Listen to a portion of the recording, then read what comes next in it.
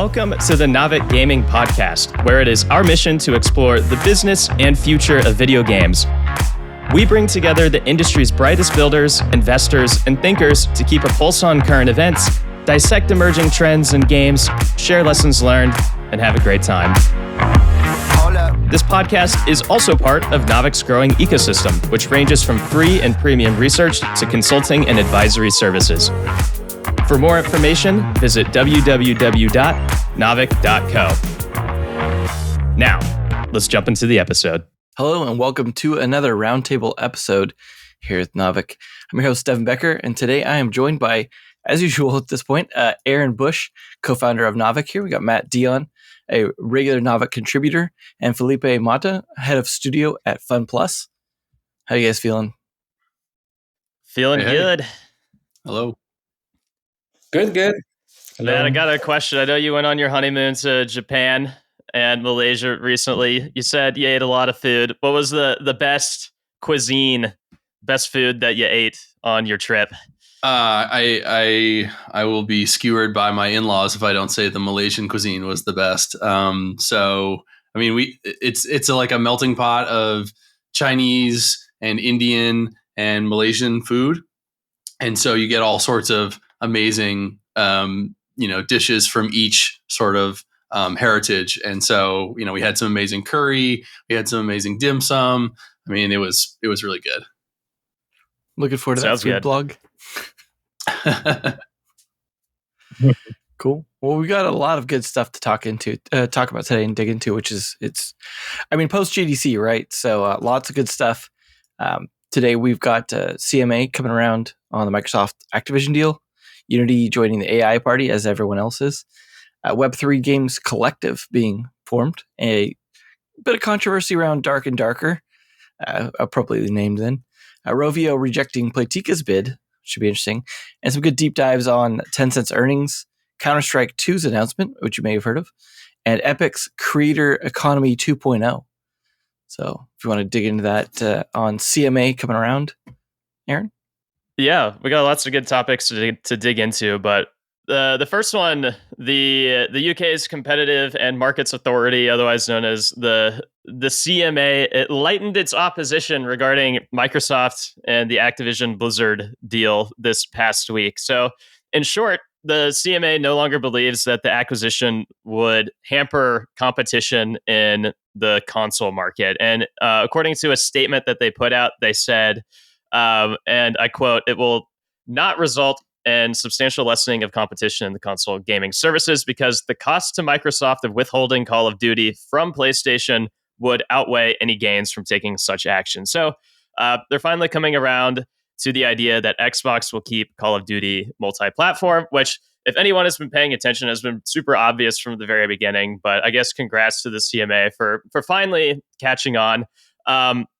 Strangely, they also made clear that this change of mind does not represent a change in their earlier research about the deal's threats to the cloud gaming market. And so my guess is they're really just sloths at digesting information and making these decisions because, we've talked about this many times before. Like, not only is that like the wrong thesis to like hinge this deal on or to like stop a deal going through based on cloud gaming of all things. But Xbox has recently struck deals with a bunch of like third-party cloud gaming companies to bring the entire Xbox PC catalog to those businesses. So, the bottom line, I think this is a win for Activision and Microsoft that tilts the odds even more favorably towards the deal going through. I do suspect that the cloud gaming piece, that'll get cleared up sooner than later. It's just these regulatory bodies are slow to take action and get their statements out. And then once that happens, probably with the CMA, I would guess the other regulators fall into line. If you look at the stock of Activision Blizzard, it's risen from $75 to $85 over the past month, and the buyout price is $95. So the market still is pricing in some uncertainty, but basically that uncertainty got cut in half over the past month because of statements like this. So it's looking more likely that the deal goes through, and I would guess a month from now that we'll have some final answer to this saga, and I can't wait because I'm tired of giving giving these updates. They're really annoying. Well, hopefully that goes through. Who is missing? Who is the main one missing to give to say something Well, I think about it? in the US, the FTC still has some a lawsuit or something out that needs to get cleared up. I forget the details and what exactly they're held up about. I'm sure it's similar regarding Call of Duty and exclusives and things like that. And I don't even know if the EU has given full approval either. So I think like those three, we're still waiting for final takes. But you know how these things work is I think they all tend to come in line pretty quickly once they make some more decisions. But um, yeah, once those big three get approved or not, we'll get an answer hopefully shortly. Well, hopefully in the meantime, everyone's actually preparing for the merger, so when it actually happens, it doesn't take forever and everyone drags their feet like the rest of the government does. So should be good. If I remember when this was first announced, they initially predicted it would be completed by July of 23, something like that. So, they're still on track. Fair enough. Well, Matt, you got a good update here about the Web3 Games Collective?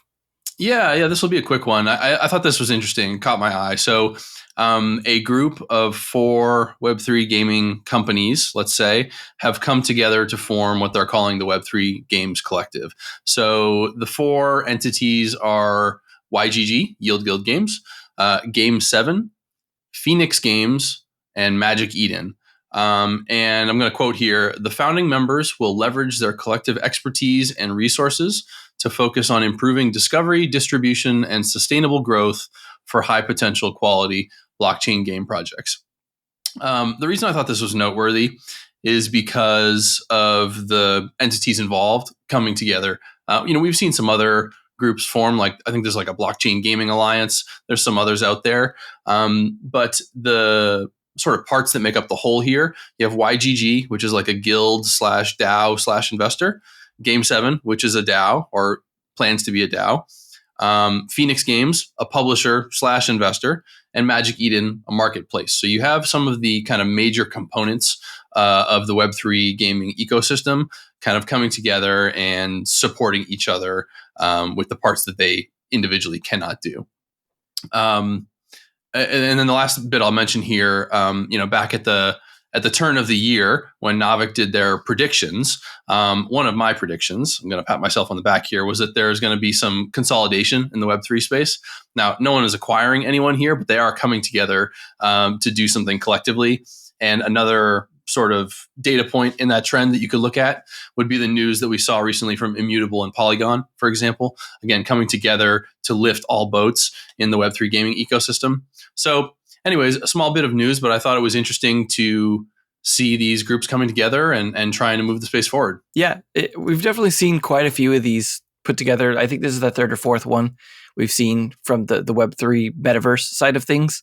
And it seems like a lot of early alliances being formed. People just kind of establishing some ground, realizing, if they're in early, they need to establish some territory. So I expect to see people actually bounce out of these. Some other people join late, more of these being formed. It's interesting to see this like kind of early forming in the space, but I can't imagine all of these will like really last or have like relevance long term.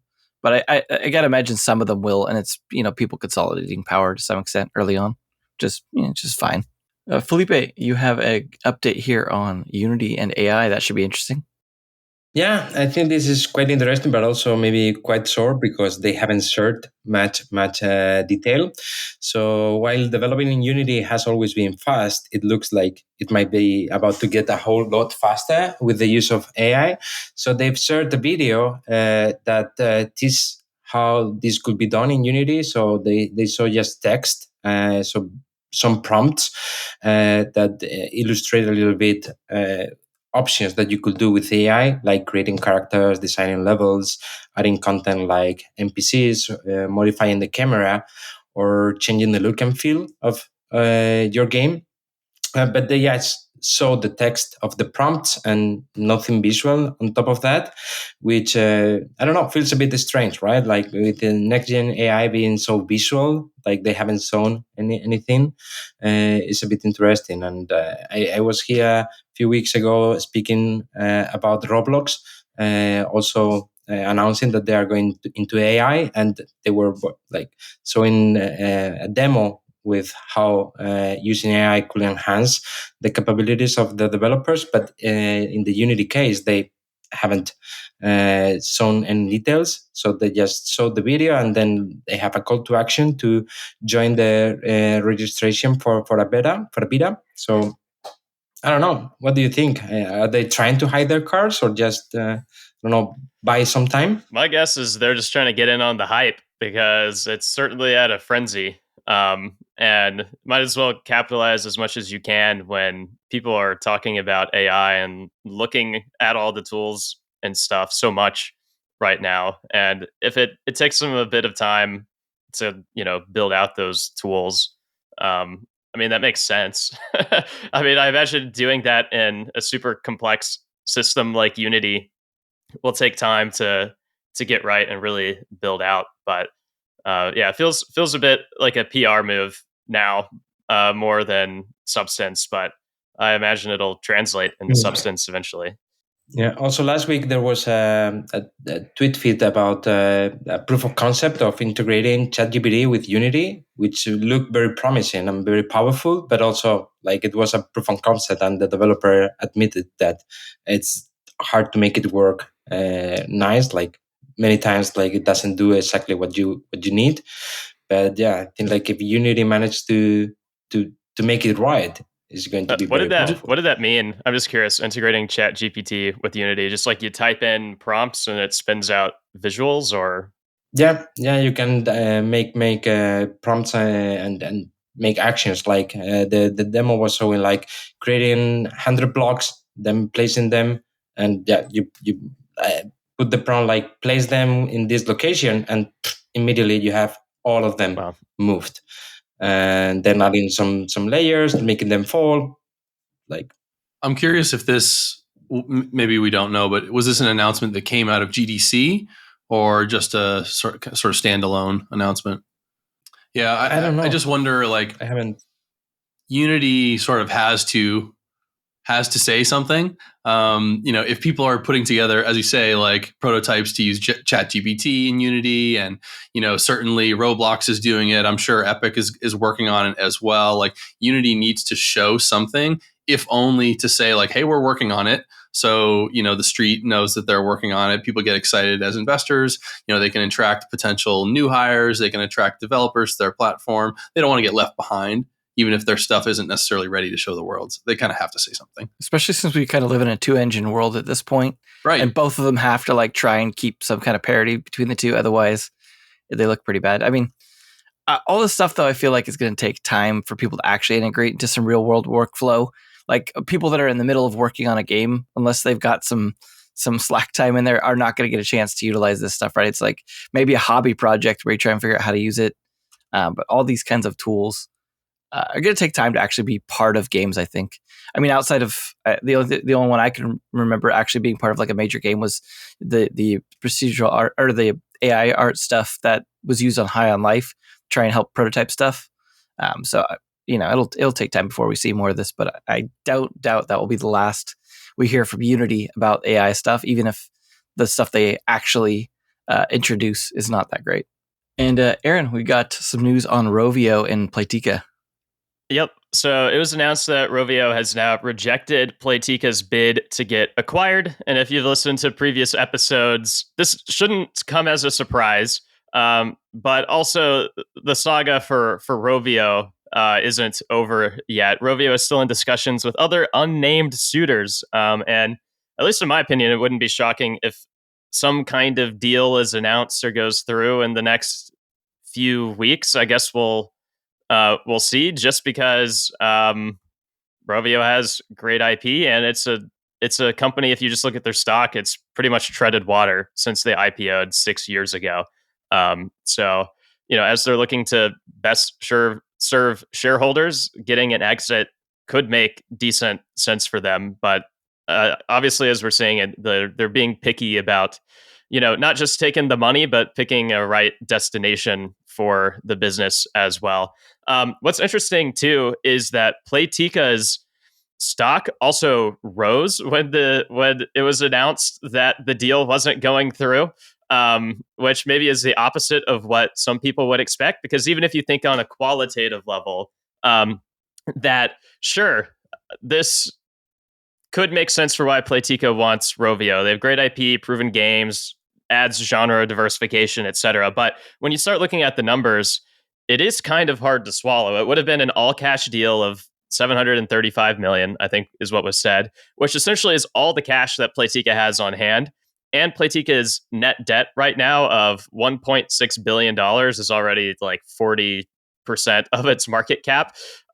So any big deals put a bit more financial strain on Playtika. And as we've seen in the past with Playtika, they haven't exactly created the best track record for M&A and integrating studios and have those studios and their big games succeed.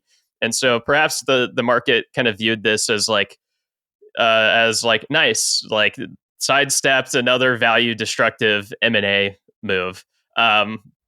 Which is an unfortunate position that Playtika is in, that's what the market might think of something like this. But I think that is the reality of it right now. So that's that. I also just wanted to quickly ask you all if you have any guesses on where Rovio ends up, or if they even do end up going anywhere. And if not, that's okay too. Are there any like big publishers looking to acquire, or are they kind of like tightening their belts and we should be looking at like private equity or something like that? I don't know about private equity. I do think that companies are looking to acquire. They're just being very selective. And I could imagine in mobile right now how that's just harder, in particular. But I mean, we do know. I mean, obviously, Microsoft is out there still, trying to get a big deal done. I mean, Take-Two recently made a small acquisition, and all of these companies have a ton of cash for the most part that they can put to work, and historically have wanted to be pretty diligent with M&A. So I don't think it's out of the realm of possibility. And with Rovio and their IP, it's at least a conversation. But yeah, I don't know. Maybe nothing happens. I guess we'll see. I think this is the second time like Playtika beats on Rovio, right? So do you think that maybe they try again, like before the deal closes with somebody else? I doubt it. Maybe it's not impossible, but if they have to throw even more money to get Playtika or to get Rovio locked in, I feel like that'd be even more destructive for Playtika.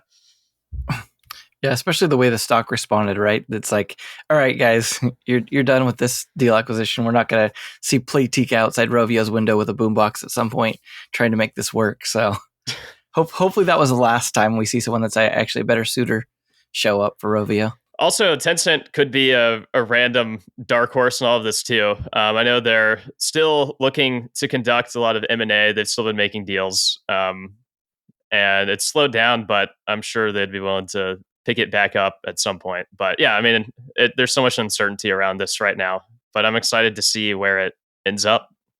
Well, hopefully Rovio ends up in the right hands. We don't want to see all the IP go to waste, of course. Speaking of IP issues here, we've got some controversy around Dark and Darker. Take it away, Matt. Yeah, so I don't know if you all have heard of this game, Dark and Darker. It was in like an early playtesting phase, not a full release on Steam.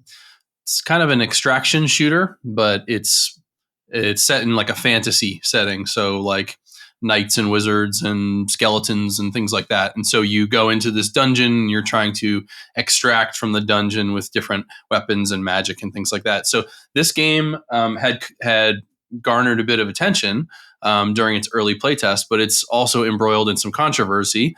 The developer, which is called Iron Mace, is made up of at least one ex-Nexon developer, probably more. And this developer has been accused of acquiring and transferring without authorization more than 11,000 key build files from a previous project at Nexon, for which they were terminated from Nexon.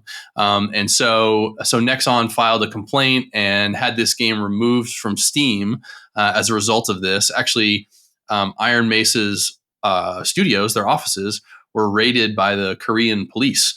And so, of course, they have denied all these allegations. There's no clear resolution at this point, other than the game is not on Steam anymore. And who knows what's going to happen. I played it a little bit. I don't know if you all had a chance to play it. I first read about it. Ran Mo wrote an article about it. Shout out to Ran. He's a great writer. That's where I first learned about this game, and it's fun. It's punishingly difficult, in my opinion. But I only played it a little bit before it was taken down. So I don't know. Did you all play it? Yeah, brutal game. It had a lot of hype too, and I think pretty warranted to some extent, especially for the extraction genre being something very different, and something that I think people are still really excited about, with so few extraction games actually really kind of seeming to hit the right mark. So this is a pretty big deal for a game that had a huge amount of potential, I think, to get taken down, like completely pulled off Steam like this. Do you think this slows down the growth of the extraction market, just single-handedly this issue? Because I know we've talked before and written elsewhere that like the extraction shooter market, especially as Battle Royale dies down, that something new needs to come in, and extraction shooter might be like among like the best bets of an emerging trend in the shooters market. And obviously, Dark and Darker isn't the only player in that space, but in order for a genre like that to go to the next level, it does need those new games to push it there. And so is Dark and Darker being removed, and I guess we'll see what happens next, but does that like actually have like an impact, do you think, on the trajectory of extraction shooters maybe being the next wave, or is that trend much bigger than what this game provides? From my perspective, I think it's only going to accelerate the trend. Like, there was such positive buzz around the game before it was taken down. Even if it never resurfaces, they sort of proved the concept that this can be done in different settings outside of your traditional military simulation, and there's other ways to apply it. Now, this is first person. It doesn't have to be a first person shooter. It could be third person. Could be, I don't know, like an ARPG type of game. It could be all sorts of things. I'll be interested to see what happens with Tencent and Arena Breakout, which is their big title. It's coming on mobile. Granted, that's more of a traditional extraction shooter, military simulation, but I don't think this is going to slow things down at all. I think it's going to speed it up. I mean, you see a window, right? You go, hey, if they're held off for now, that's one less competitor I have to deal with if I get out sooner than later. We actually saw some pretty good feedback and hype around Dead Drop as well, from Dr. Disrespect's company, the Midnight Society one. That looked pretty phenomenal as well, and also pretty different. So now's a great opportunity really to try and get this stuff out there. I mean, the big hype was just around the early access playtest for Dark and Darker, right? So it's like now it's the time for other games to look at that opportunity, like, hey, maybe we should do an early access thing, get the hype built up for our stuff while people can't potentially even try Dark and Darker anymore. So yeah, I mean, if this game truly was, pilfered from Nexon, surely Nexon has their own game that they're working on that they're going to try and push out. And even beyond that, there are a number of companies out there that are known for, let's say, fast following, or cloning would be a less charitable way of saying that. So there are plenty of companies out there that are opportunistic and look for these sorts of scenarios to step in, and they see a business opportunity, they're going to take it.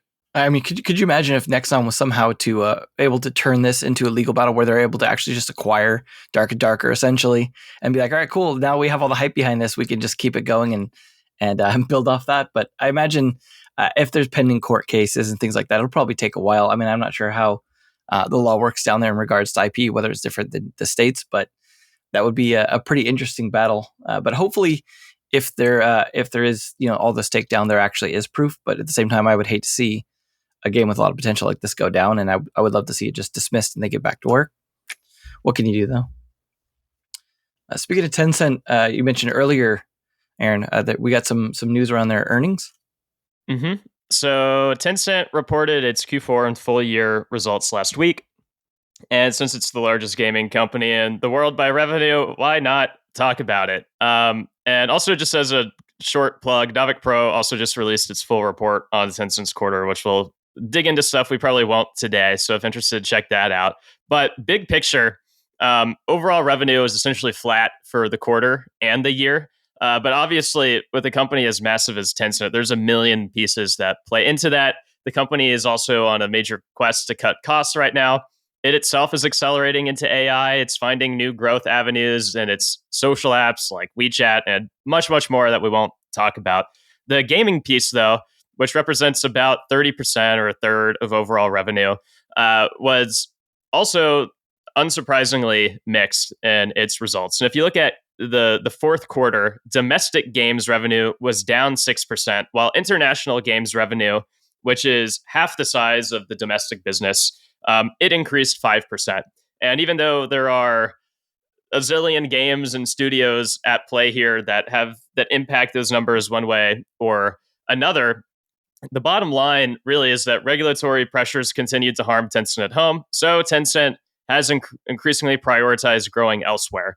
But despite the domestic game approvals freeze that lasted, a whopping 18 months for Tencent, that has finally come to an end. And the CCP has now improved several new domestic games, as well as more recently in the past week, I think, the first import games approvals as well. So I think that Tencent's domestic growth engine will start to return again over the next year. But obviously, the government's demeanor toward gaming has proven to not be something that can be fully relied on. So I guess we'll just continue to see how that goes.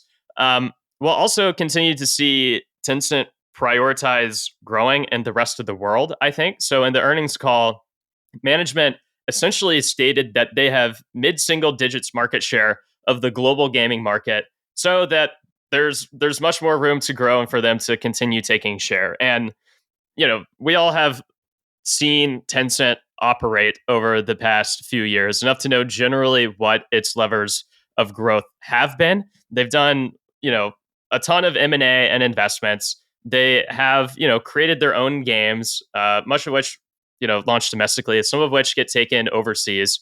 Third, they have co-development deals with leading Western publishers. And then fourth, they've started launching new studios around the world that are more Western in DNA, made by Western talent for Western players. And it's my hunch, though, that given the changes in the market, the changes at Tencent, and changes geopolitically, that the company's prioritization of those levers may change, or maybe already have changed. So my question for the group that I think will be interesting to discuss is whether you think there are certain international growth levers for Tencent that they will lean less into or more into in the next few years compared to the past. Like, how is Tencent's strategy fundamentally going to shift going forward? So I have one question. Like most of the revenue of Tencent in gaming is from mobile, right? I think it's a big piece, but obviously it extends well beyond that as well. But yes. Yeah, I would bet that they're like one of the levers is to go cross-platform and create like cross-platform experiences. So leverage the position that they have strong with as you said, like IPs and development capabilities, and like great fully cross-platform experiences. That's an interesting point. Didn't they just release like a Genshin kind of clone, Tower of Fantasy or something like that? Maybe I haven't played it, so maybe I'm completely talking on my ass here. But I thought that they made like a Genshin clone. So to your point about cross-platform, but I think also they're going to start to trend upwards in terms of like fidelity and like head more towards PC console. If they're going to be expanding overseas, larger PC console market overseas. I'm in the process of finishing up a piece for Navic Digest that will come out this coming weekend about MMOs, and they have a number of companies in their portfolio that are actively working on MMOs. So that could be cross-platform, but that could also be PC console audience as well. So I think there's a lot of momentum, both with Tencent and other publishers, towards MMOs as a genre to capture consumer attention, to reach consumers where they are, no matter what platform they're on, and build this sort of like social third space in the digital realm. I'd be interested if, given the recent issues with Activision, Blizzard, and Chinese publishers, that we see an opportunity maybe for Tencent to come in and be the one to help them move over. I mean, I know there was quite a few IPs that, especially on the Blizzard side, that kind of got pulled from the Chinese market, as well as like there's stuff from the Activision side that's kind of contentious, like with the new Warzone mobile and stuff like that. Do you think there's an opportunity here for Tencent to kind of be their date over there? Yeah, I mean, I think they'll continue to be pretty well positioned as like the partner of choice for imports. And but that I think is different from, kind of treating them as like a co-developer for games around the world. And if anything, I think the trend has been more the other way recently, where companies like Activision and EA are leaning more away from working with these big co-development teams. But yeah, I mean, I think the cross-platform point is spot on, and that's not just going to be a Tencent thing. That's just going to be like a wave across the industry. But I do expect that we probably will see maybe less of that co-development bent, although it certainly will exist. It's just going to be harder to lock that down with some of these like the biggest Western publishers, it seems. But maybe that pendulum will continue to swing. So we might see less of that.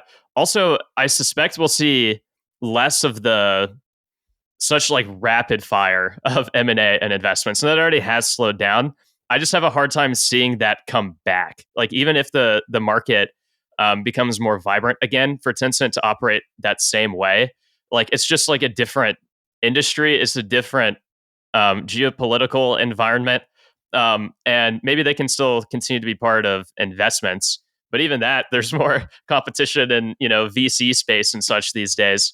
But yeah, the thought of them conducting like much bigger acquisitions, like if, they were to acquire Riot Games today, like I don't know if that would happen. Like probably not. And so that could kind of put a hamper on some of their M&A abilities compared to the past going forward, which means that if like the partnership angle and the M&A angle are maybe less drivers than they were in the past, then what they have to lean more into is like the building and publishing themselves. And so I suspect that on top of the cross-platform trend, we'll probably see more games that Tencent makes for its own domestic market be taken to other parts of the world more. And I don't know, I guess it'll probably be a mixed bag of how well those companies perform. And, Tencent has its whole, long list of publishers and development teams too. So you can't just treat it as one monolith. But I think we'll see that. It might be published under like various names that will come up to make it appear like it's not from Tencent or a Chinese company or something like that too. I think we've already started seeing a little bit of that. And then the last thing that I do think we'll see more of is the trend of them creating more studios around the world, which I think they've already started this a bit with kind of like offshoots of like Lightspeed, for example, like new studios in North America, at least, that are making new AAA console PC games. So I'm curious to see what comes of that, but it wouldn't surprise me if they do more of that, which is a higher risk activity than just M&A, where you throw money at something that works and it already generates revenue and profits. But if you do it this way, it is higher upside if it works.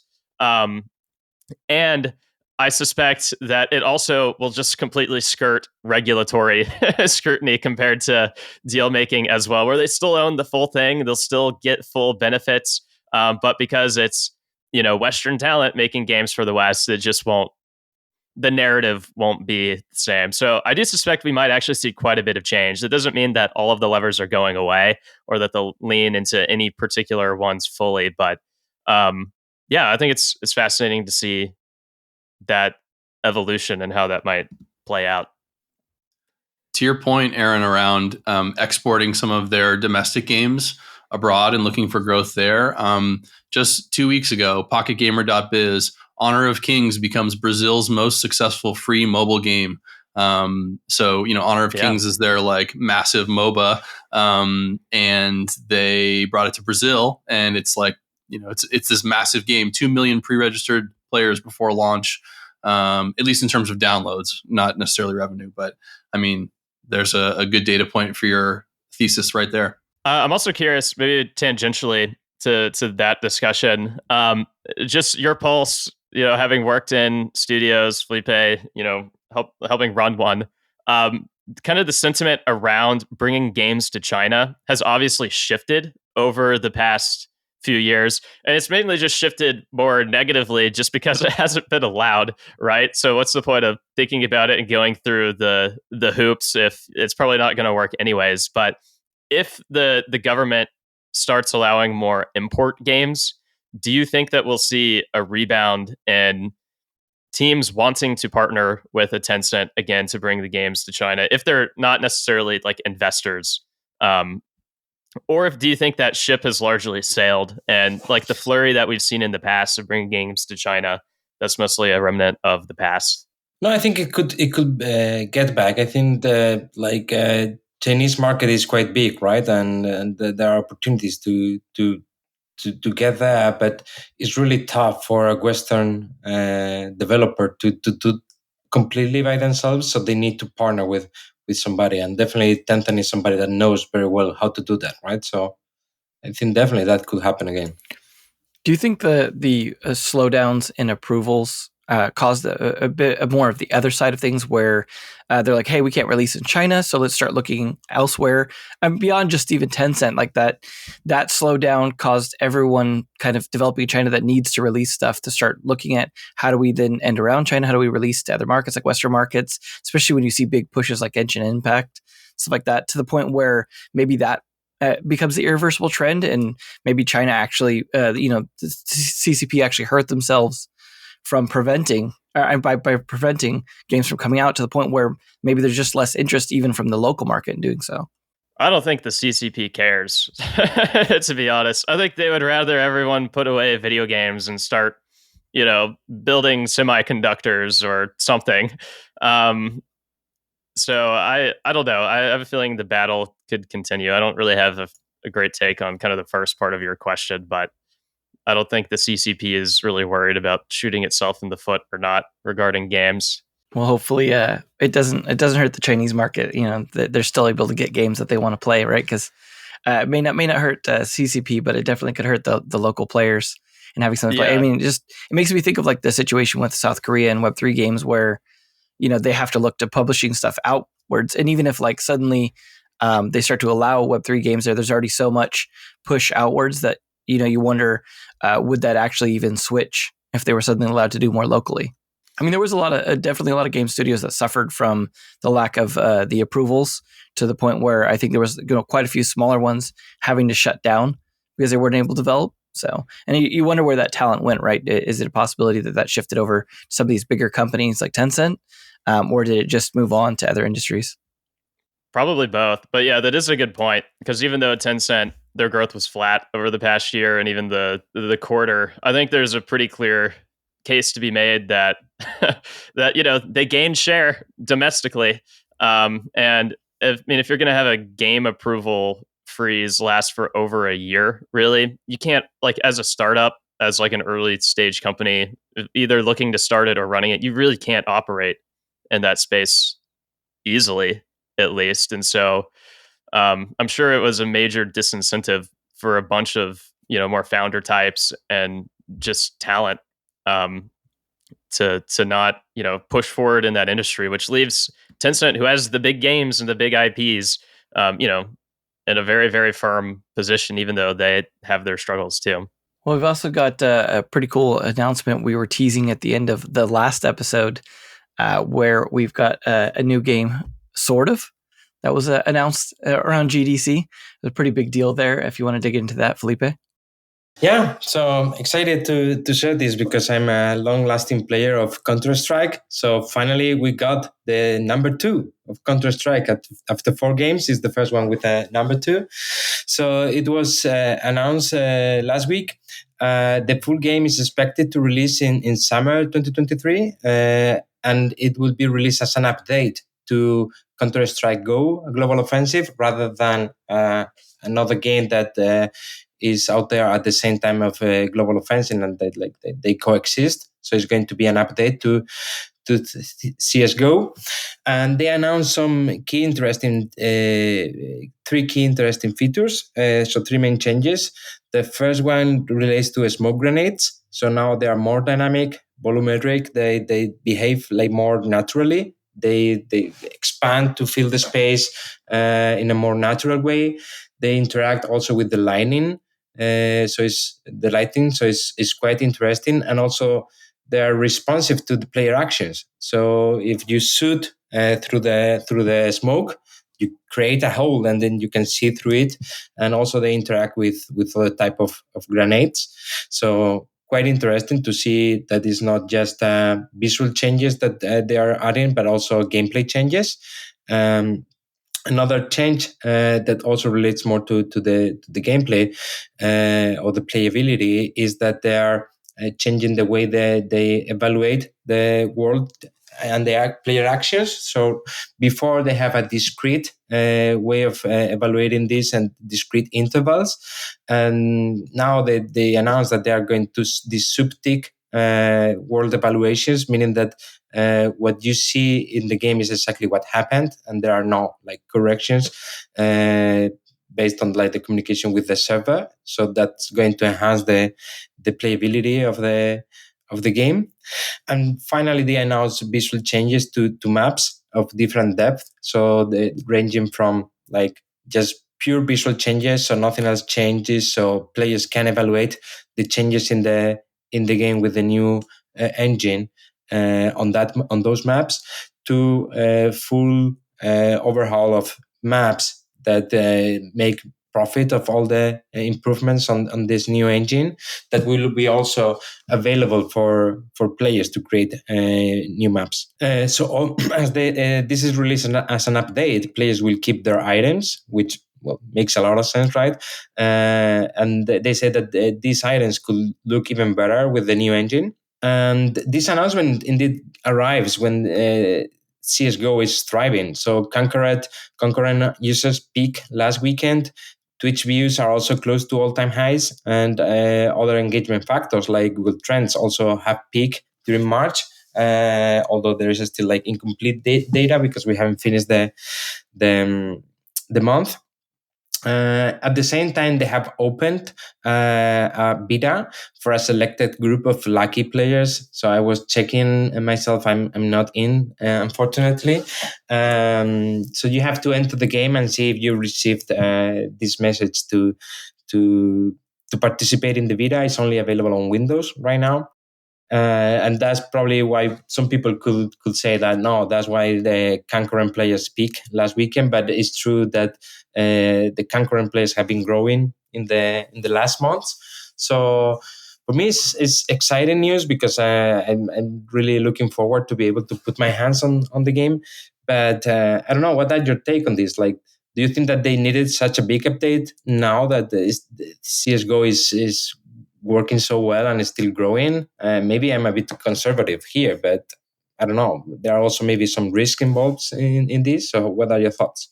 Yeah, I can kick it off. I mean, maybe the timing doesn't have to be now, but it makes sense that they'll have to bite the bullet, so to speak, to modernize the game at some point. So why not now in some ways? And it seems like they have, from what I've seen, they've done a pretty decent job of mitigating the risk and treating it like an update where everything important to players, I think, ports over.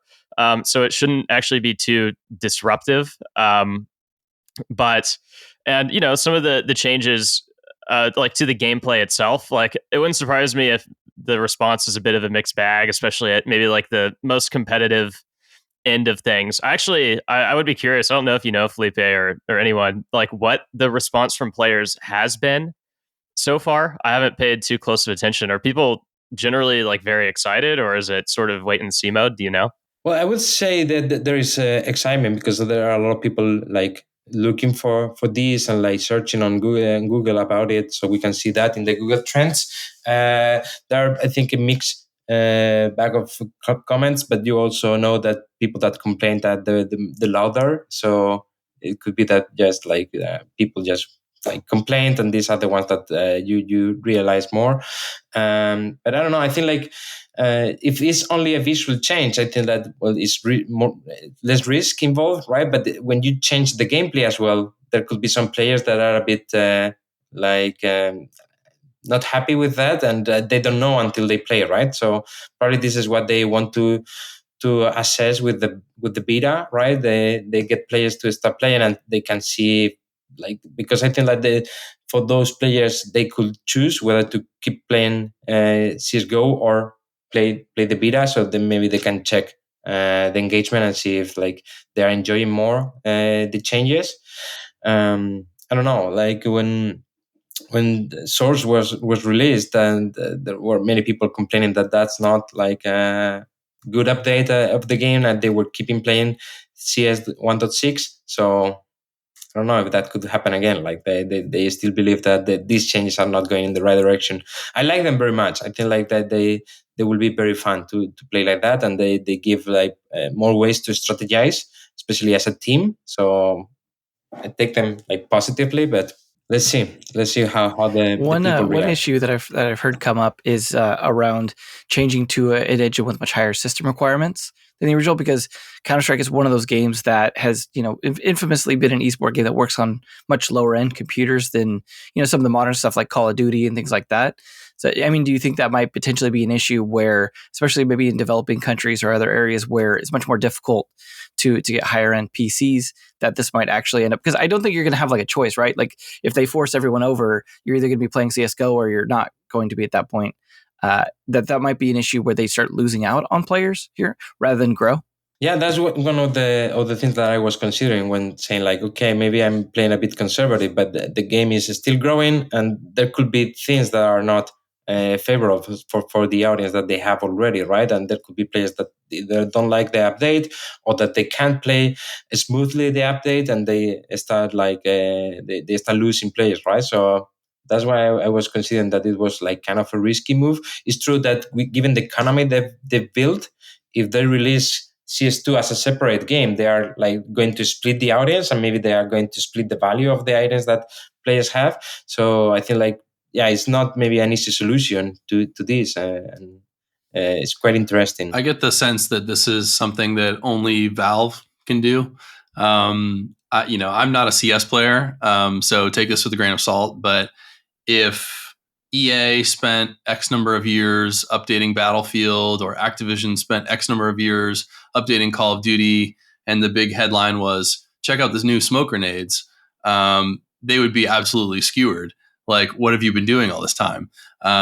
So, again, these are completely different types of shooters, but to me is like, it's just an update, okay, that's cool. But like, only Valve could get away with this. If it couldn't be like some AAA massive publisher where they have a yearly release of the, whatever flagship shooter is, and they wouldn't be able to lead with something like this. To me, this is like not a huge deal. But again, I'm not a CS player, so take that with a grain of salt. They mentioned that they are going to have more updates, but these are the only ones that they announced. And I think it was also funny that they did this announcement at the same time that Epic was having their update in the GDC. So I don't know, it just was a move to like have an impact there. Yeah, and I was also speculating that maybe this comes like to prepare the game to be more, or to be playable in the Steam Deck. So I don't know if that's like also one of the strategies here, like change the engine to make it work better in Steam Deck, and then they can sell more decks. Yeah, well, I mean, if Call of Duty's coming to Switch, I mean, maybe we got to put CS on the Steam Deck. I'm only half joking, but I think it will almost certainly come to Steam Deck, right? Like, they have to. This whole thing makes sense to me. I mean, like, Matt, you're right. Like, it's just an update. I mean, and it is like, so maybe it's not as big of a story as the media is making it out to be. But at the same time, I mean, it is a big update for a big game that has had like an amazing decade of steady growth and like continuing to top the charts on Steam. And so making sure they do it right is important. But I mean, I think everything you laid out, Felipe, of like how they've ported everything over, how they're handling the beta, it seems like they're super aware of that. And they're taking the steps they need to mitigate whatever, to learn about however to mitigate like any damage that's done. And once the update fully rolls through, I think my guess is it'll just be back to business as usual. I don't know how Counter-Strike is positioned for the next decade of shooters. I think that's like a different conversation of like whether it can last the test of time, and just with how Counter-Strike works compared to how something like Call of Duty has evolved pretty greatly, or even how like we see like a Fortnite now, like evolving in even crazier ways with its whole like creative mode and things like that. So my feeling is that like, yeah, it'll just continue to be business as usual, but the innovation with Counter-Strike is kind of less than where we're seeing elsewhere in the market. So as like its importance in the shooter market, even though this is cool, is probably gonna, I would guess, wane a bit over the 2020s. Well, speaking of Epic and evolving, despite CSGO 2 stealing a bit of the thunder, as you mentioned from the presentation, we still had a lot of stuff come out of Epic. If you want to dig into that, Matt. Yeah, I mean it's a good segue. So Epic definitely had a big GDC, couple big announcements relating to Fortnite.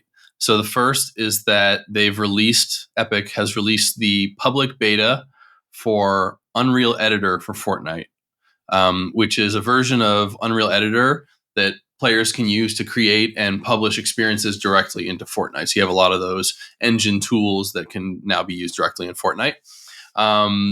And the other big announcement, which we'll come back to in a moment, is that Epic is going to be sharing 40% of all Fortnite revenue with creators. So let's go back to the Unreal Editor bit for a moment. So I'm just going to read a quote here. This will sound very on brand for Epic. These tools are where Epic's road to an open, connected metaverse begins. So they're really leaning into this creator UGC aspect of Fortnite. And, you know, it's very much in line with the way that things have been going. You know, I was reading some of the press releases on this, and they've stated that nearly half of all Fortnite engagement is currently taking place on user created content already, which is pretty impressive, right? For you know, this game is now about 6 years old. Fortnite came out in 2017, and so they've needed to shift. You know, battle royale and shooters generally have stagnated a little bit, and they've been able to stay relevant through this creator economy piece, but also through their general like pop culture integration with all these IPs and just kind of staying in the conversation. So I think that's really interesting. They're basically making the creative, the creator process in Fortnite more accessible and more robust. And then on the other end, where they're now sharing a bunch of this revenue, 40% of all Fortnite revenue with creators. You know, I view this as sort of like a shot across the bow at Roblox, which we can get into a little bit because they seem to have a much less favorable revenue split with their creators. But just to dig into this a little bit, so Epic is going to share 40% of Fortnite revenue with anyone who designs islands in the game. And an island, as I understand it, is like a user-created, level or mode. And this includes any of the money that Epic earns from purchase of the V-Bucks, which is their in-game currency, real money that's spent in Fortnite on like starter packs or quest packs. And also subscriptions, Fortnite crew subscriptions. So you don't necessarily have to spend the money in your created island. It can happen elsewhere in Fortnite, but it will still be shared with you. And then the sharing is based on like, I don't think they laid it out exactly, but I think it has to do with like engagement and player count in your specific island. So there's a lot there. Why don't we just start by talking about like what do we think about these moves by Epic, and do we think that this emphasis on creators and the creator economy will give a boost to Fortnite over some of their competitors, whether it's Roblox or Call of Duty or name an MMO? Do we think that this will give them a boost? Well, I think content is very important for this type of games, right? So making sure that the content gets better and better and incentivizing that, I think that's what keeps players there, right? Like finding new experiences or making like new ways of playing. We just talked about Counter-Strike before, right? Counter-Strike started as a mod of Half-Life. So enabling the players to create this, I think will foster better experiences. Yeah, I have a couple thoughts. I mean, one, when I was reading about this, I saw a stat that said like approximately half of the time people spend in Fortnite is already in like creative modes, which I thought was interesting. That was a lot higher than I actually thought it would be. But I think that says that like this is an audience that's ready for the creative mode to go to another level. So I think that is exciting. Maybe one like read between the lines point on the 40% number that I've seen critiqued is that I don't know if that 40% will all go to external creators. It goes to anyone who creates an island, and Epic itself can create an island. And so I still think there's some fuzziness on like how exactly that plays out. I don't how much of that is Epic themselves going to take or not. I don't know. Also, I have a feeling they picked 40% because they're in, like legal disputes with all of the app stores out there who take 30%, or so they probably wanted to pick a different number. So I don't know how that goes, but in general, I'm really excited for this. Tim Sweeney has long said that Fortnite is a game that's going to become a platform. And like this is the moment really like where that is happening. And it looks cool from what I've seen. I think they've done a good job kind of setting it up. And I want to play around with it more and kind of spend some time in various experiences to like really get a feel for like, I guess like the quality of like what people can really make. But it seems differentiated from Roblox. And yeah, bigger picture. I mean, I think there can be room for multiple winners, but this should expand the market for UGC as a whole. And we've seen a ton of companies try to compete and carve out their own niches in this market. You have like the Manticores of the world that are out there, and you have other even earlier stage companies that haven't launched yet. And of course, the Web3 players like a Decentraland or Sandbox too. There's a ton of people with big UGC dreams, but they all face like the cold start problem, which is like, how do you kickstart your network effect of users and developers? And there are so few companies that can really pull that off. Roblox was able to bootstrap that from being an early mover there. But yeah, Epic just has so many advantages coming into the space from the developer side and the user side. Like it's a no-brainer that they can like jump in quickly and make their mark on the industry pretty rapidly, I expect. So yeah, still a lot of questions on how exactly it plays out, what the experiences will be, like who will be attracted to it. Will they attract more professional developers in the same way Roblox did? I don't know. But I'm really excited to see this play out. It's a good point, Aaron. I wanted to sort of double click on that bit about developers. It just sort of struck me as you were talking. Roblox, you have to code in their Lua language, whereas we're talking about Fortnite is just an extension of Unreal, which many developers already use, and so maybe there's less of a learning curve or an adoption curve for, let's say, a third-party studio to come in and build these UGC experiences and try and build a business on top of it. Like, do we think that we'll see some of this professional developer, engagement in the Fortnite creative ecosystem in the same way that we have seen with Roblox or Minecraft or some of these other ones? Eventually, I would guess, if it works. I think they won't be the first adopters. But if it proves that what people create is used and they're making money, then I could see them coming eventually the same way they did with Roblox. The other thing here too is that like I think the economics of the UGC industry itself might change just by having more players. So I mean, you could look at like ride sharing as like a random example, kind of analogy, where when you have like an Uber and a Lyft competing with each other, for example, um, it it skews the market a bit. They have to start competing for users and user acquisition in a way that Roblox probably hasn't really had to do that because it's been the one-stop shop. Um, and they have to start competing, in the same way that the ride-sharing companies have to compete for drivers. Well, UGC companies might now have to actually start competing more for developers.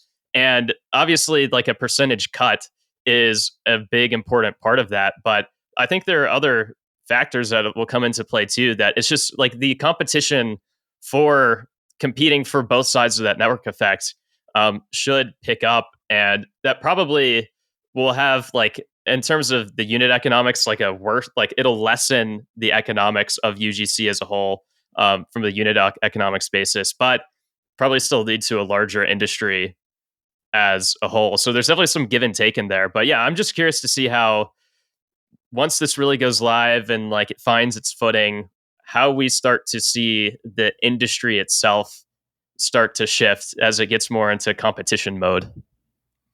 Speaking of which, there's an interesting point of comparison, I think, with Roblox, that I'm curious what your guys' thoughts are on. Which, I mean, the whole idea that Epic will actually be a competitor now on this, and I believe they mentioned that like this was actually their plan for revenue going forward, was to be part of that creative economy and actually pull from that 40% they get there. Although I imagine the other 60%, they're always getting either way. So like they have a good backstop there, but. Correct me if I'm wrong, but I don't think Roblox, competes with their own developers within the game and builds a whole bunch of games as well. So this is like a little bit of an interesting situation where the company itself is now competing with other developers. Like there's the pros and cons, right? Because the pro is that they're dogfooding their own tools, making sure that these are things that are going to work. Whereas Roblox is notorious for having a bit of a janky tool set and workflow. And as you mentioned, Matt, this is Unreal Engine. Like this is an engine they've been developing for a long time, very familiar with. So they have a little bit of extra knowledge of how to utilize it, but they also will be developing with these tools, building these up in a way that I think will be natural for developers since they will be one. But at the same time now, like if they're competing with small time, like they've got their huge staff and ability to execute on content versus like very small people coming in trying to create, but then you've got maybe like other developers coming in. Like how do you see that playing out with Epic actually competing in this economy? It's an interesting thought exercise, right? Like the devil is in the details with how they share the revenues. So if that's one question, right? Like, is Epic eligible to earn their own revenue share? But also they control the discoverability as well. And so you could end up theoretically in this like Amazon situation where you have someone who controls the search, but they're also filling the search results with their own stuff. So, is Epic going to prioritize Epic made creations in the discoverability and therefore, shut out some of the smaller creators? This is all hypothetical, but it's a really interesting thought exercise. And, we'll see. As I said, the devil's in the details of how they arrange this. It's not new, right? Like Unreal has been competing with Unity for a very long time, and that's always sort of been like one difference between the two of them too, where Unreal has Fortnite and Unity doesn't produce any games. It's just purely making the tools for everyone, and it seems like both companies have found their position quite well. So I think it'll just be a matter of framing, and my guess is that the Fortnite team, or at least probably like leadership among the company, they want Fortnite to turn more into a platform and decreasingly compete with other creators. And then I don't know where they go from there, but that's kind of my hunch. And if anything, like Fortnite being worked on is what is a driver for all of the traffic to go to the other creators on the platform as well. So if anything, I would hope that the creators are cheering on Fortnite getting better in some ways. But yeah, it is the devil's in the details, Matt. You're right. I guess if we're looking at like Manticore games, which Epic, I believe, is invested in, and it's on their platform as well and stuff like that. The interesting point is that Manticore, develops a bunch of their own games as well as part of it, right? But that is actually a positive thing because they're not competing economically the same way, right? Although they could be, right, because they could be competing for in-game spend and stuff like that. But they also end up being like flagship like examples, right? So that people can look to, here's what you can build with the tool. Here's like good initial experiences when you come in. So to your point about discoverability, Matt, it'd be kind of interesting if like, just to start with, right? Like Epic's pushing their own stuff only because it's like, hey, when you want to come and try out these different experiences, we want to make sure we have a couple of good ones for you to start out with. So you get like a good first impression, and then you can kind of explore a bit more from there and like treat it as sort of entryway ones. But then like, do they phase that out at a time, or do they go like, we want to make sure we want to keep a few pinned there so that we have a little bit of flow?